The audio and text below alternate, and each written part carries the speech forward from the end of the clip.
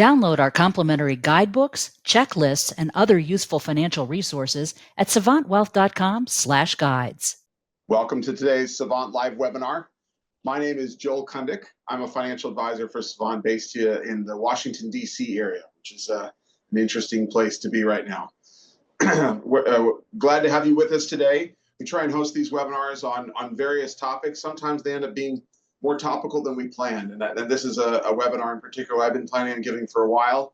I noticed a pretty big spike in attendees, actually, though, in the last 24 hours, and I can't imagine why. They say, may you live in interesting times, and these are certainly interesting. Over the last 3 weeks, the Standard & Poor's 500 has lost about 9% of its value, and a lot of people are feeling anxious.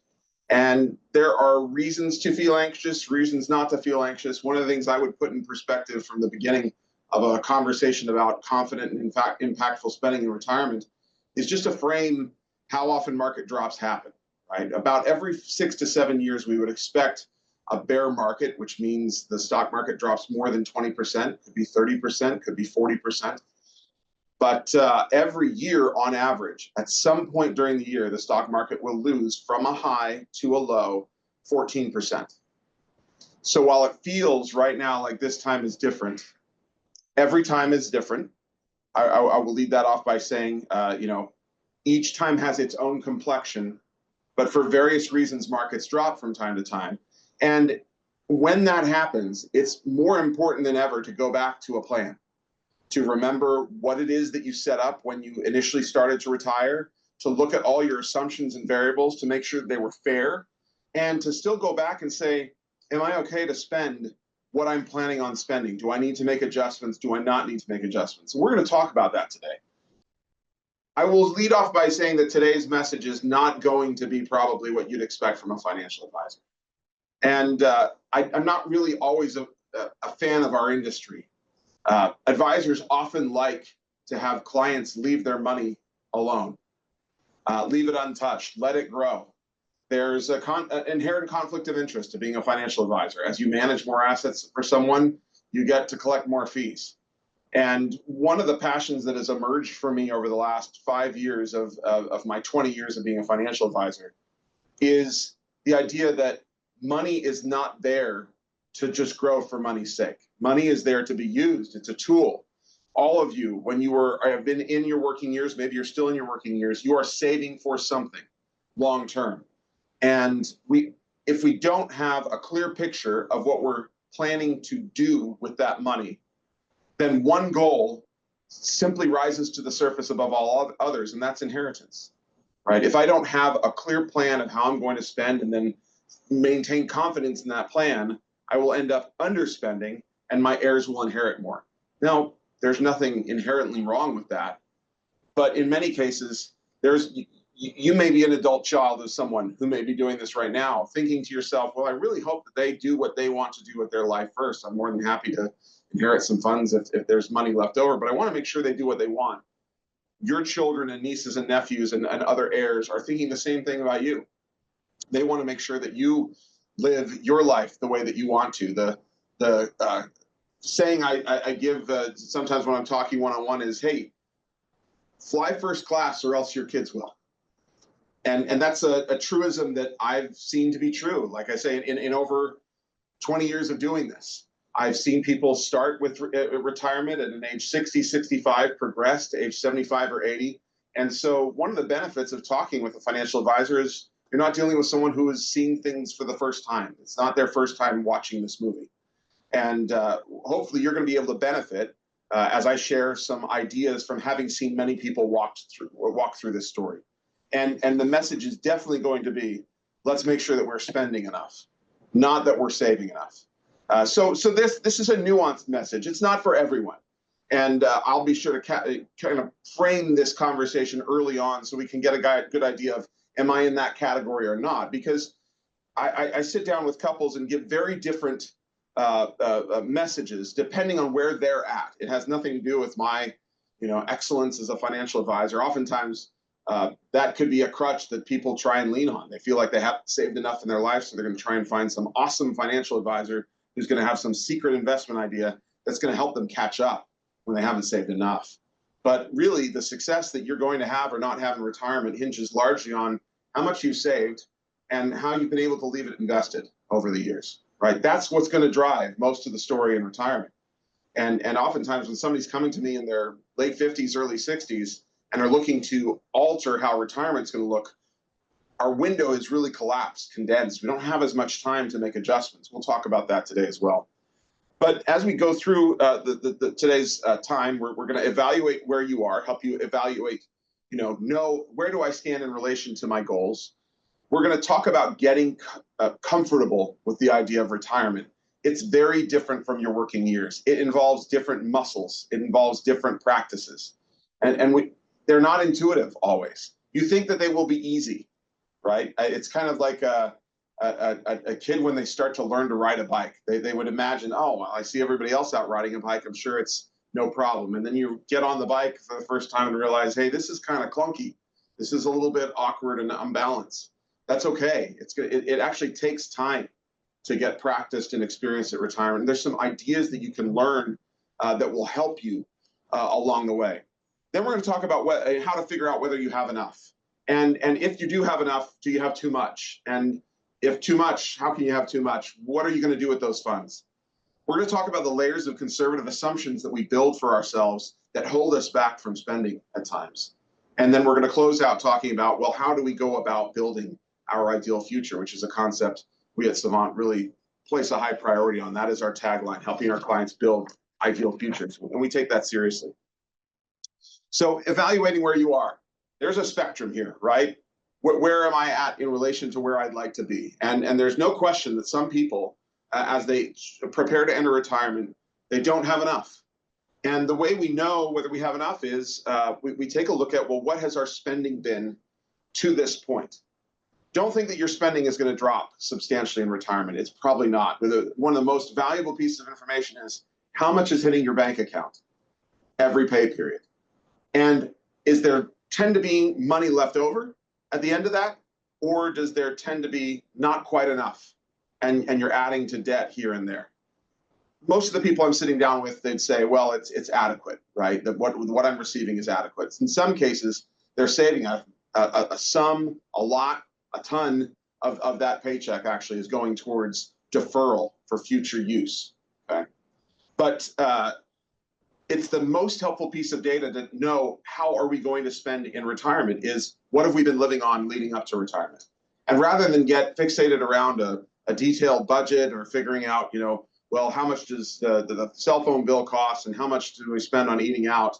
I start with a simple shortcut of saying, how much is hitting the bank account and are we spending all of it? The only thing that'll change in retirement is potentially you're going to spend a little more because you're going to have another 40 or 50 hours a week of time to do stuff. And that's probably going to take some degree of money. There's some habits that you can, hobbies that you can get engaged with that are not going to cost very much money, but some that are. And so that number of kind of knowing, all right, this is what is hitting my bank account right now. Well, that's what you're going to need to replace in retirement.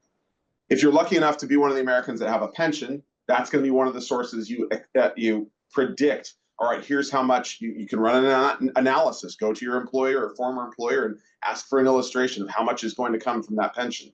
You're going to go to Social Security. You're going to print up statements telling you how much you're going to receive from Social Security.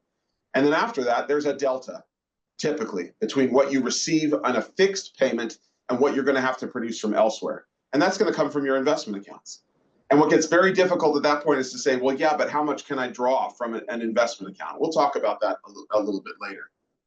But there's going to be people in that category who feel like, wow, I just don't have quite enough. Maybe you're going to have to work an extra few years when we do the analysis. There's people who are going to retire right about when they've just hit their number. I just barely have enough. Great. Social Security is going to hit. I'm going to take this amount from my retirement accounts. It's the most that my financial advisor has told me I can spend, but that's okay. I'm comfortable with risk. I get it. I'm going to do that. And then we get to another group of people, and really I'm getting towards who this webinar is for, all right? There's people who have more than they're currently spending, all right? So they get to retirement, and we run the numbers and figure out, wow, you could actually give yourself a raise when you retire. You don't need to live on $10,000 a month. You could be living on 12 because the resources that you have set aside are sufficient to permit that.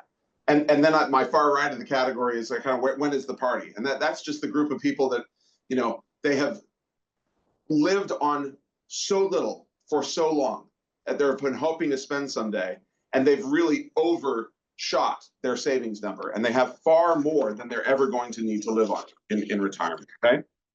So how do we get comfortable with the idea of retirement? Well, we all think the way that we're going to get comfortable with the idea of retirement is by earning enough money. We're going to earn so much money that we're not going to worry about retiring. And one of the secrets I'll give you right now, if you're in your working years, it may be surprising to you to learn that, at least in my experience, if you don't feel like you have enough, more money is probably not going to solve that problem. That tends to be much more of an emotional issue. Tim Maurer, another great financial advisor who I follow, has said that personal financial planning is far more personal than financial. And I really believe that that's true. We're moving into territory where money has much deeper meaning to all of us than simply a number on a piece of paper. It has a psychological impact on us. And I've worked with people who have attempted to retire and gone back to work, and then attempted to retire again and gone back to work. And these people have gone back to work in many cases because they felt like, wow, I just don't feel like I have enough yet. Or they even extend their career. Past when a financial advisor says they have enough, say, no, I'm going to work a couple more years because I just want to be totally sure. And one of the things you start to find out is, as a financial advisor, having seen many, many situations, you can get to working years in which you are earning money that you are never going to spend, so that you are de facto working for free. You are growing the inheritance pool. You are not growing what you are going to spend, because you're trying to solve a sense of anxiety that you need to have enough that is not going to be fixed that way. And I'm going to talk through maybe some other ways that we can get that anxiety resolved a bit. It's going to be with data. It's going to be with practice, right? But more money is not going to fix the problem. The other thing I've noted in years of working with people is that everyone thinks that the heavy lifting for saving for retirement is done most when there's the most to save, which tends to happen in the latest years as retirement approaches. And that's simply not the case at all. Typically, if I'm sitting down with someone in their late 50s and early 60s, and we're talking about how much to put aside, that amount that they're putting aside is really not going to amount to that much difference in what they can spend in retirement. The larger impact is going to come from the years of not drawing from those funds. If they work an extra year, 2 years, that's going to have more impact than whatever amount they're going to save in those last few years leading up to retirement. I was actually doing a presentation to some teenagers last week, and we were talking about the differences between different approaches to saving for retirement. And we were going through I walked them through the exercise that if I save $10,000 a year from age 20 to age 30, and then I stop saving altogether for the next 35 years, I will have 50% more saved for retirement than if I start saving $10,000 a year at age 30, save $10,000 a year all the way till age 65, and then see what I've got left at the end. So in one method, I've saved $100,000 for retirement. The other, I've saved $350. But the time value of money is the biggest impact on what we're going to have when we retire. One of the reasons everybody thinks of Warren Buffett as such a genius is simply because he's almost 100 years old and still investing. He's gone through what we call the hockey stick of saving, that at some point, all of a sudden, what seemed like slow growth becomes very fast growth, simply because the numbers have grown. They've gotten much larger. So the heavy lifting is done early on. A lot of what you're going to be able to do or not do in retirement has been determined from what you've already done leading up to this point. Okay? And so that can feel a little daunting on one side, but it can also feel like a little bit of relief of pressure, because then you don't need to be as fixated on saving as much in those last few years. In many circumstances, always sit down with an advisor and talk about your situation. Know where do you sit on the spectrum. But what I see in many cases, as people have developed a habit of saving a lot of money, putting aside a lot of money, that's how they've gotten to have a lot, is they've been in this habit of saving a lot of money per year for a long time. That is a well-developed muscle for them. They have a lot of experience with it, and they also have an emotional high from continuing with it. The act of saving feels good. The act of spending $600 on an economy ticket to England versus $1,200 for an economy plus ticket feels good inside, right? I just saved $600. That action carries this attraction, right? That they're well used to. Well, that is all well and good while we're in the savings years. It's a great practice. I'm not trying to talk badly about it at all. It leads people to be highly successful. But I have a category of people I've gotten to know over the years that I call highly successful savers. They have just become excellent at the habit of saving. The difficulty I've seen for them is oftentimes as retirement approaches, the ability to save a lot has nothing to do with the ability to spend what you've saved. They're two completely different muscles, right? If we think of it as like a tricep versus a bicep in an arm, they do completely different activities. And so when you've gotten very good at saving and you're kind of almost thriving on the saving and it becomes time to spend, it can become very difficult to spend, and you shouldn't feel alone. This is a problem for many people in this country. And it's almost, it feels awkward to call it a problem, a little bit embarrassing. Well, why is this really a problem, right? That there's a lot of people with bigger problems than that. That is true. I'm not minimizing that. However, it is a real impact to what you're going to be able to do in retirement and enjoy if you're not careful. And the other thing I'll tell you is that you tend to be too close to the subject to be a fair barometer for yourself of what you can and can't do. I'm a financial advisor and I have a financial advisor. The reason is I'm too close to my own money. I've done this for 20 years. I know exactly what I'm doing. But when I look at my own money, I have a skewed sense of what I can and can't do because it's just too close to me. So having a third person go in and look and say, well, let's frame this for you can be very helpful. And let's talk about that. Do you have enough? What are the tools we're going to use to evaluate whether you have enough to be able to retire or whether you have far too much? Okay. The tool that financial advisors are going to use to help, or you can use on your own with a calculator, right? A retirement calculator, is probably going to involve what's called Monte Carlo simulation. It's going to have some kind of percentage probability of success. That's an evolution that took place in the world of financial planning about 30 years ago. And we're really proud in my office here, one of the founders of bringing Monte Carlo simulation to this profession was a man by the name of Lynn Hopewell, who ran a predecessor firm in this office. That became part of Savant later on. And it really kind of identified a problem. Up until the early 90s, when financial advisors ran simulations for people preparing for retirement, they assumed a constant rate of return. So maybe 7%. We're going to assume you get 7% per year all the way through the end of the plan. And the one thing that everybody knew as they looked at the plan is it was completely wrong. I have no idea what return you're going to get on any given year as a retirement approaches or as retirement proceeds. But what I know is it has very low probability of being exactly 7%. You may never get exactly 7% in a year of retirement. Your returns are, if they're done in a strategic manner, are going to cluster around that level. They're going to be highly more probably in the high single digits, low double digits than they would be to be negative or in the 20s, right? But there is probability of years that they're going to be strong negatives and strong positives. And Monte Carlo simulation tries to capture that. It tries to say, all right, let's randomize returns, making the returns close to 7% much more likely, making the returns far away from 7% much less likely, and roll the dice 30 times for one retirement set, and then 30 times for another retirement set. And let's do that 1,000 times. And by running that scenario 1,000 different times, you come up with the number of scenarios in which you did not run out of money. Now, my highly successful savers tend to also be really strong test takers, and they tend to want to get A's on exams. And the danger in using a probability of success is it can start to sound like, well, I want to be in the 90s. I want an A on this exam. And that is not what a Monte Carlo simulation tool should be used for. This is one of the places that levels of conservativeness get to be a problem, okay? We start saying, well, I want a higher number than what the industry says is a number that people should have.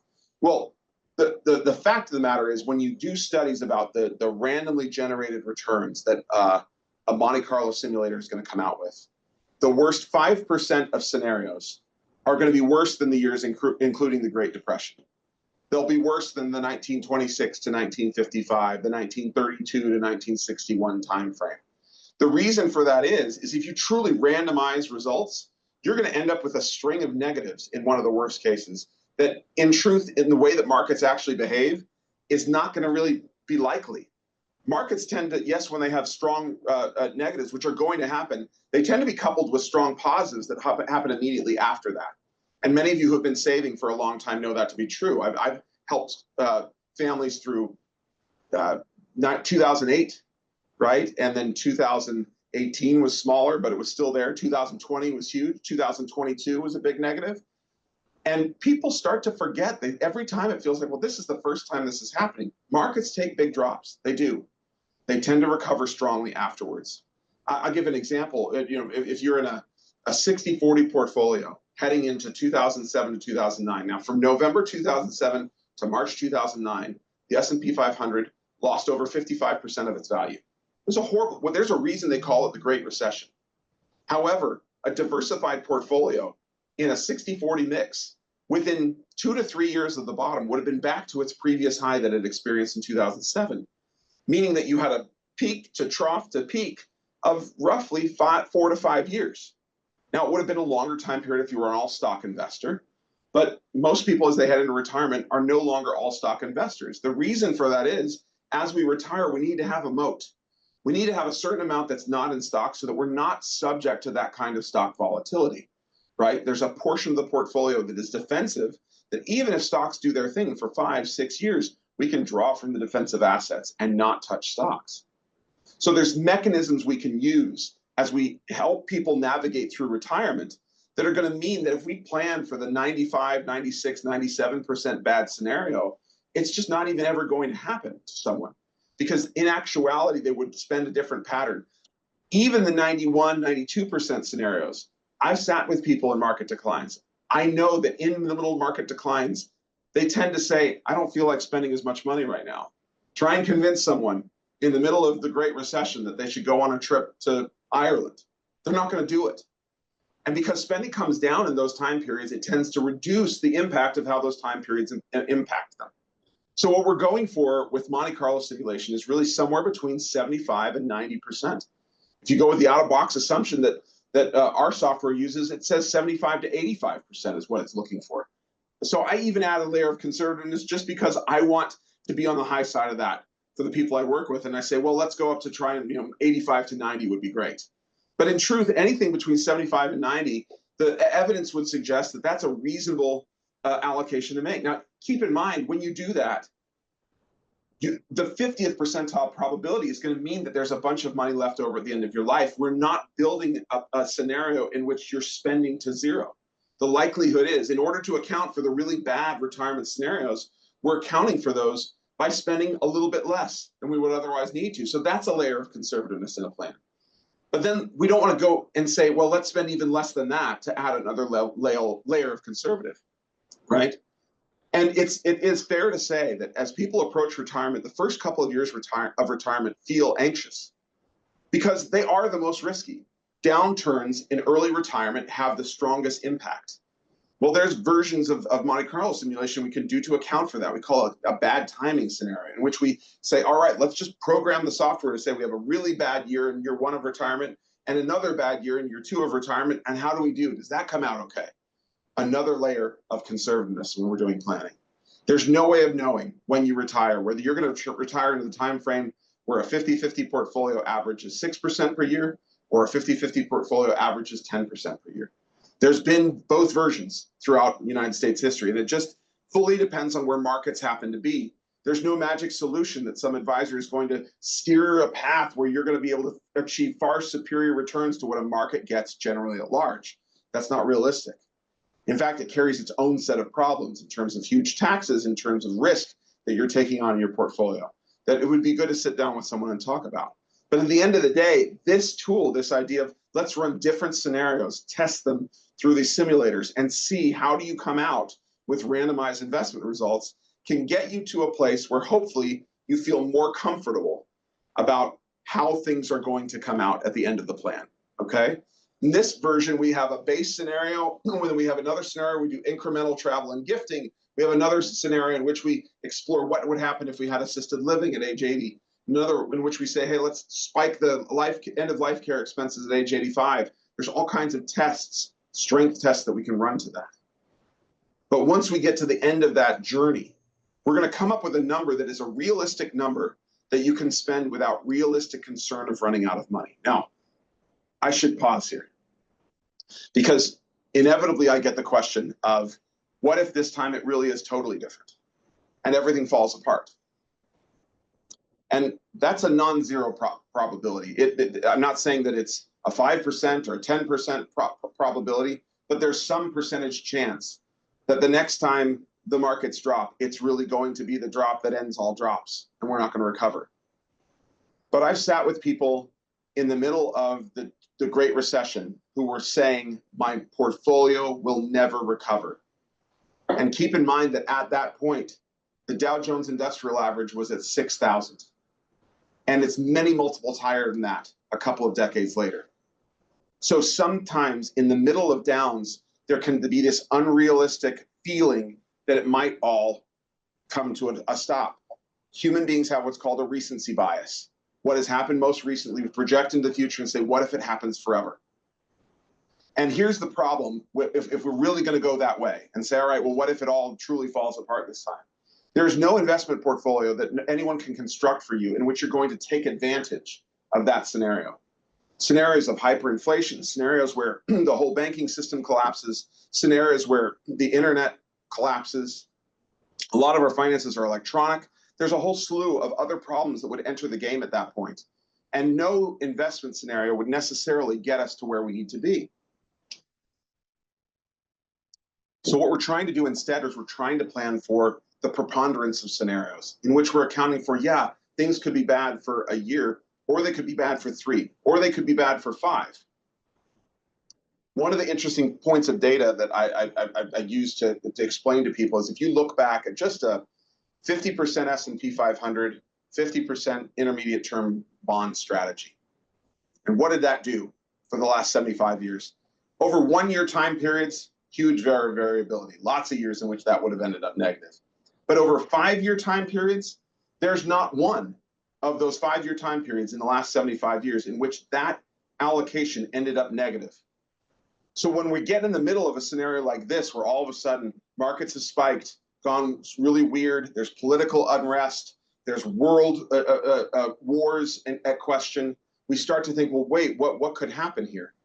Keep in mind, if we expand the lens and looked at a longer time period, we have much more reliability, at least historically, that markets tend to make up for that over the long term. They recover, they get to positive territory. So when we're investing, when we're strategically investing, we are harnessing that risk to help us, okay? So there are layers of conservative assumptions that we can build into these Monte Carlo simulations that make it unrealistically conservative. For example, people decide, I want to pay off my mortgage in my early years of retirement. That feels like a very conservative thing to do.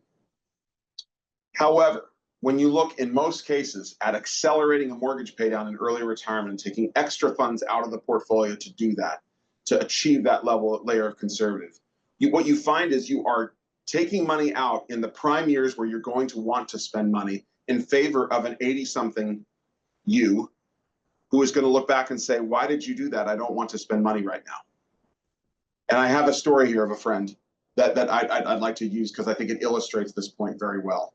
I was sitting down with this friend a few years ago for lunch, and she was talking about experiences of her younger life. She was in her early 80s. And she said that when she was in her 20s, she and her sister traveled Europe on a shoestring budget.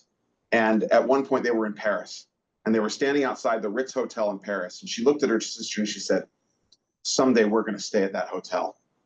And I saw the shining in her eyes, and I saw that, you know, the kind of happy excitement. And I said, let's do this. You can do this. You have enough money to do this. Let's design a plan where you can do this. And she kind of wistfully smiled and said, that's okay. That's fine. I don't really want to do it. And that was okay. She'd had a good life. She was happy with the life that she'd lived. But the chord it struck inside me was a reminder to, as I talk with people in their 60s and 70s, make sure that they remember that their 80-something-year-old self is not going to want to go out and do a ton. And so there's going to be a natural decrease in spending that's going to happen in 80s, typically. Might be late 70s even, might be mid 70s. But at some point, we're probably going to take spending down quite a bit. Most of the tools you see online that are retirement calculators, they're just going to assume whatever you enter as the starting retirement spend, take that up by inflation all the way through the end of the plan. And for those of you who have parents who have been in their 80s and have said, no, I'm not going to travel to visit the kids, why don't you bring them to me? Or, you know, I don't feel like taking that big international cruise this year. I'm just going to hang out at the house. That's how people tend to respond to aging, and they're okay with it. They tend to be among the happiest people that I know. But what we don't want to do is build a plan that says, well, let's just assume you spend the same all the way through, up with inflation, when in actuality, that's probably not going to happen, because you're going to underspend in your 60s and 70s in favor of an 80-something. Same thing with paying off a mortgage early. If we accelerate the mortgage paydown in the years that we otherwise would have gone out and done things, that may not be the right decision. Spending at least what you've spent in your working years. A lot of people get to the end and they say, well, I need to cut back. I need to stop spending. I'm not working anymore. There's no paycheck coming in, so I need to stop spending here and here and here. That may be the case for some individuals. But for the purposes of this webinar, let me just say that there are many people that is not the case for. There's this sentiment, I need to cut back. That comes from that muscle that was so highly honed and developed over the working years of save, save, save, save, reduce, reduce. When in actuality, they're at a place where no, that spending can increase. They were so good at that saving that it can actually increase. And so we want to be very careful when we think I need to spend less in my retirement years. Make sure that that's true before you launch off on a plan on actually spending less. Lastly, I say don't overestimate long-term care costs. This is only to say sometimes the reason people don't spend is because they say, well, long-term care. Who knows what long-term care could cost? And I'm not saying that long-term care cannot be expensive. It can be. But let's quantify what that expense might be. Let's put in context, hey, have we even touched that home's equity at any point? What if we needed long-term care and we sold the home? That's never been used. So be careful about the layers of conservative assumptions you're building into the software. Sometimes you say, well, assume future returns are going to be lower. Well, some financial advisors are already building in lower future returns than the past. So if you tell them to go even lower on returns, we're adding another layer of conservative assumption that is tricking the software into saying, oh, things might not be okay. But if you look under the hood at all of the series of conservative assumptions that have been made, in actuality, things are going to be just fine. There's a study that was done a few years ago by the Employee Benefits Research Institute, in which they looked at people who had retired, and then they looked at people 18 years into retirement. And what they determined is that a majority of people 18 years into retirement still had at least 80% of what they started with when they retired. And in fact, a third of them had more in their retirement accounts than when they retired. This is not something to celebrate. This is not great news, because most of these people probably retired somewhere around 65, and they're probably in their early 80s. And their need for funds is, if it hasn't already decreased, it's likely to in the near future. And so having that much money left over means that people held themselves back unreasonably from spending because they weren't sure whether they could confidently spend. So future medical costs. Oftentimes you sit down with people and they say, man, I just can't retire until I'm 65 because I can't pay for any health insurance out of pocket. And I look at the numbers that these people have saved and I realize $30,000, $40,000 of health insurance premiums for a few years is not going to be a problem here at all. But they say, no, I need to work until I qualify for Medicare. There are going to be future medical costs, at least if the system continues, and I realize that is an assumption that I'm making. But if the system continues as it has, Medicare plus a Medicare supplemental plan, those two plans integrated to one another tend to turn your health expenses in retirement into simply a premium. If you have some major heart attack, if you have some major cancer scare in your 80s, you're not going to be rating your portfolio to cover that. Medicare is going to cover that.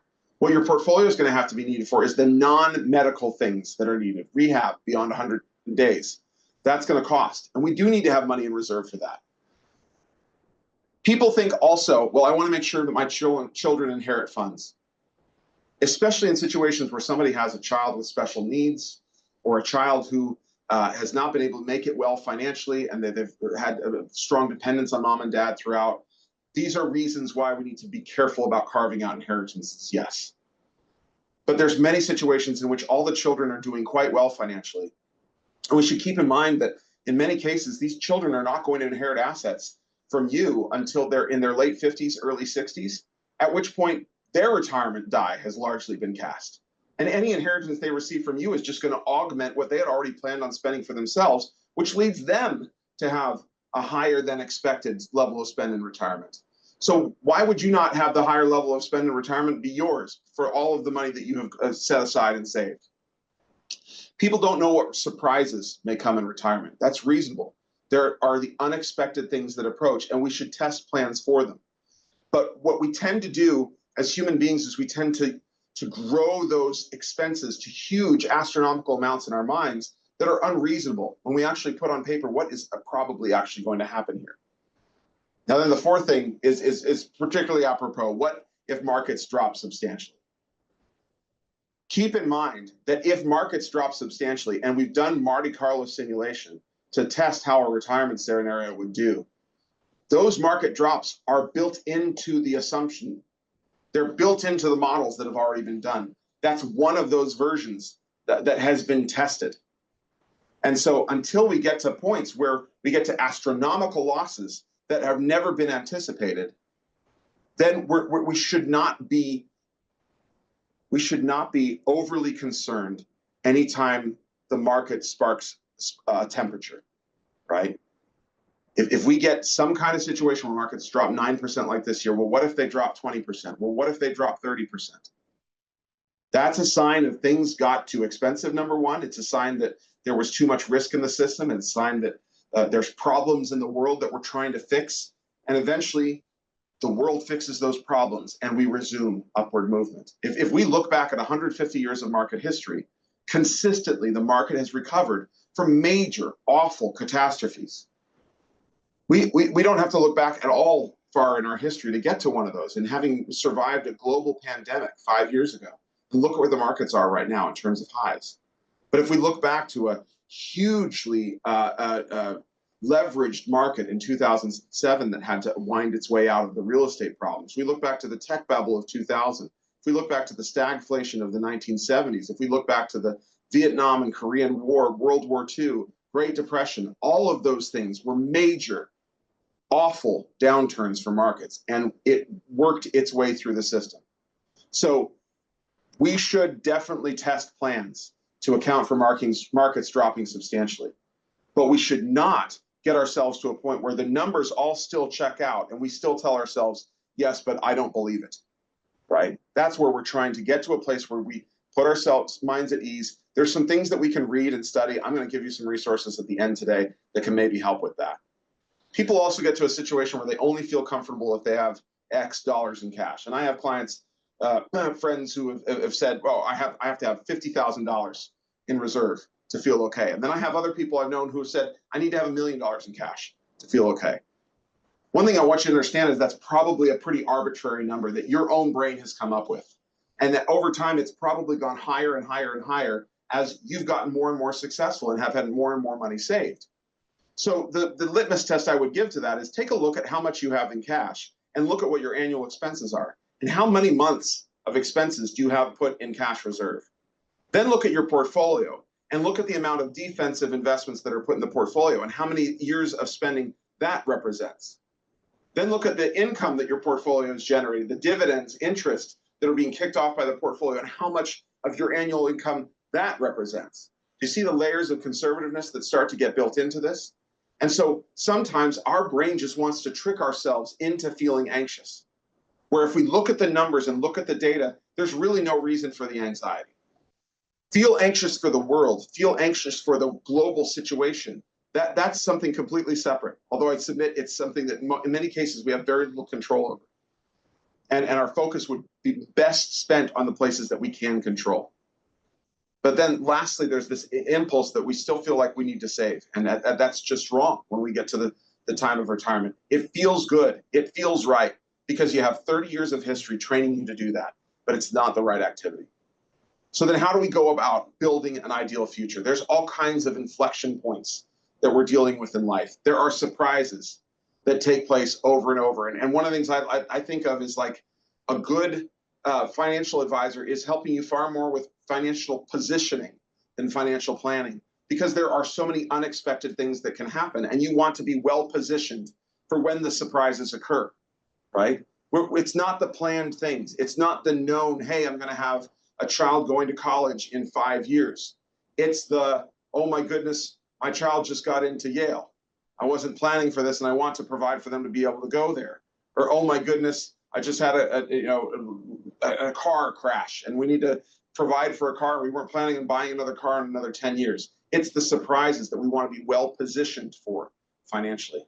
So how can we get ourselves to this place where we can feel like, even with all the surprises that may come, we can build an ideal future for ourselves? The first thing I like to suggest is to build out an ideal day, an ideal month, an ideal year for what you would do if you had no obligations. This is very important for those of you who are still in your working years, because it's important to practice retirement before retirement actually happens. Those of you who are in retirement are probably nodding right now saying, yeah, I wish I would have done that. Map out an ideal day. What time would you get out of bed? What would you do during the day? What time would you go to bed at night? Who would you see? What activities would you engage in? Then look at a month. What kind of things would you do over the course of a month? How many? You say you want to golf all the time. How many days a month would that be, really? Do you think that's really going to work? I mean, how many days a month do you want to go fishing? Well, let's have a sample month then where you go out and do those number of days doing the things that you think you might like to do in the future. Let's start doing that stuff now so that we're not anticipating some future point. Look, I'm raising my hand and saying I'm just as bad at this as the next person. So deliberately last October, I decided to take myself out. I went to upstate New York, just me, for a few days in a cabin in the wilderness, and I knew that I had wanted to pick up fly fishing at some point. I went out and did a fly fishing lesson. I went out and hiked a mountain one day. I went out and looked at the fall leaves. These are things that I thought, I think I'd really like to do some of this stuff when I retire someday. I decided to start practicing it now so I could feel more ready and understand, visualize better what that was going to look like in retirement. Stimulate your brain. You do not want to be sitting at your TV watching CNBC all day. Please, that is a bad activity in retirement. Think of things that you can do that are going to be engaging for you mentally. Many states have their university system will allow for seniors to go attend classes, audit classes, for no cost. This is a great thing. Find things that you're interested in learning about, places you're interested in going, study them, read books about them so that you're going to have more of an experience when you get there. Okay?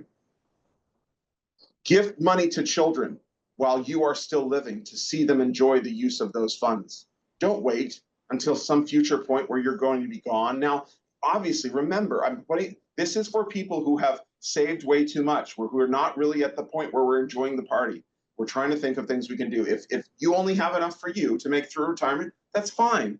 But if you're beyond the number that you need to hit and you have enough and to spare, then start thinking about giving meaningfully to your children. Help them with a home purchase, to help them with a car purchase, to help them have their children save for college. Things like this that can make a difference where you can see the fruits of what's going on, and it's not happening after you're gone, where you're not there to enjoy it, and you're not there for them to thank and be appreciative of and build a relationship better with them. Give to meaningful charities. Don't hold off on your money until you die to give it away, if only for the tax savings. There's so many ways that you can save money on taxes. If you're giving during your life, we can strategically pick the way that we're going to give charitably so that we maximize our use of funds and leave the most in the best possible format to our children. I'll just give you one example. Any money I leave to children in a traditional IRA, I didn't pay taxes on it yet. They're going to pay taxes. And in fact, they're going to have 10 years to take the money out and pay income taxes on it. It's not a great asset to inherit for kids. A Roth IRA is far superior. And even a taxable brokerage account is a fine account to leave, because typically in the United States, we have what's called a step up in basis law. So what you paid for the investment isn't going to matter anymore. They can sell your investments and pay no taxes after your death and distribute funds accordingly. No tax. The money in the traditional IRA, no such luck. And so it's a great tool to be using money from your IRA to give to charities. Once you turn 70 and a half, you can do what's called a qualified charitable distribution. You can give up to $108,000 per year to charity throughout retirement and pay no taxes on the distribution. Just an example of something you might want to consider. Spend money on experiences. This is one of my favorites. Go out and do something fun with the people you love. Not just with your spouse, not just with your best friends from high school. Do something with your extended family. Take everybody on a trip where everybody gets to build relationships with each other and with you. This is what is called memory dividends. Not only money creates dividends, experiences create dividends. And the earlier you do it and the more that you go and do together, the more time you have to enjoy those memory dividends in later years. I'd also kind of, just to preach to the other side for a little bit, okay, here, I'd say don't stop working because you feel guilty like you should stop working, or fear, right, that you should stop. If you are really enjoying what you do, keep doing it. If there's parts of what you do that you don't like, stop doing those parts. Find ways to maximize what you do so you can just focus on the things that you enjoy about what you do professionally. But one of the biggest transitions you're going to make in life is this transition to retirement. It is going to be jarring. It's going to be traumatic in many ways. And if you think that you'd like to continue doing what you have done professionally, or even in smaller fashion for a period of years, and that's going to finance you going out and doing fun things, go ahead. That's fine. Don't feel like there's an obligation to do something a certain way. Just don't do it because you feel like you have to. There's a big difference between the two, and the work will feel different. You don't even have to have that work. Remember, I said you're working for free. That's okay. People I know have decided to deliberately to work for free. They said, I'm going to, all the money I earn from here is going to go into an education trust for my children and grandchildren. All the money I earn from here is going to go towards this charity. I feel like I can do a lot more good for that charity with the money that I'm earning professionally and giving that to them than donating 10 hours of my time to them, where I'm not really going to be very good at what they ask me to do. Lots of ways, okay, to do this. Design it the way that you want to do it, but figure out in your heart what is it you want to do. Spend money on things that save you time. This is a big one. I know people who are in the middle of their retirement years and they have plenty of money and they just won't stop mowing the lawn. And if they like mowing the lawn, I have no problem with that. If that's entertaining and enjoyable, fine. It's the problem is when they're saying, man, I hate mowing this lawn, but my goodness, I'm not going to pay anybody to do it for me. I hate cleaning this house up, but I'm not going to pay anybody to do it for me, right? Things that save you time, that's a huge, good way of spending money, freeing up time to do other things that you might otherwise like to do. And again, it's going to take maybe some talking with an outside third party to help you trust that you actually have enough to be able to go out and do those things, to spend money on those time savers. But that's money well spent, okay? And the last one I'll bring up is spend money on things that make experiences better. And I'll just use an example here. A few years ago, I went to Rome with my son, and I had spent plenty of time in Rome as a late teen something. I had no money. And so I'd gone to the Colosseum and I'd gone to the Forum, but I went and just saw it. And this time when I went with my son, I paid for a tour guide. Now, I will confess, maybe I give this webinar because this is a problem for me. Spending money is not easy for me, okay? But so I did that kind of with like a stinginess to myself. I did it, and you would not believe how much, well, some of you will know this, some of you do this. But for me, I could not believe how different the experience was. To go out and see these things, but then be told stories about them, be told history about them, told what happened where. It made everything much more tangible and much more enjoyable. So in summary, we're trying to live our life in a way that we maximize our enjoyment of it. When we have done a great job saving throughout the course of our career, it's important to at some point trust that what you have is enough and to spare, and to go out and have the party that you worked so hard to deserve. There's a few books I'm going to throw up here to suggest. One is Victory Lap Retirement. It was written by one of our own, Rob Morrison, who's in the Chicago area for Savant. It's called victory lap retirement. The idea is focusing on those favorite parts of your work and stopping the parts that you don't enjoy. Die with Zero is a book by Bill Perkins. He is not a financial advisor. And I will say right now, I do not agree with everything that he says in the book. However, what I will say is that he shifts your perspective on spending in a way that is meaningful and potentially satisfying to you. To be able to live life in a different way, not holding back. And the last one is Morgan Housel's Psychology of Money. Anything Morgan Housel writes, I devour. But The Psychology of Money is a great book that helps you see money differently. Remember, money is a highly emotional thing.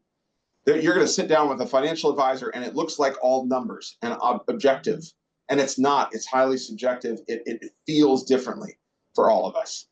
So my wish for all of you participating today is that you can find out what is enough for you, and that then you can know when you have more than enough, and that you can then step into the air knowing that it's okay, and you can spend more than maybe you feel like you might. And then give yourself practice, give yourself patience and mercy, because it's not going to be easy to make those shifts and spend, but it's going to be meaningful, and people around you are going to experience you differently, and they're going to have better memories of their time spent with you if you can make these kinds of shifts.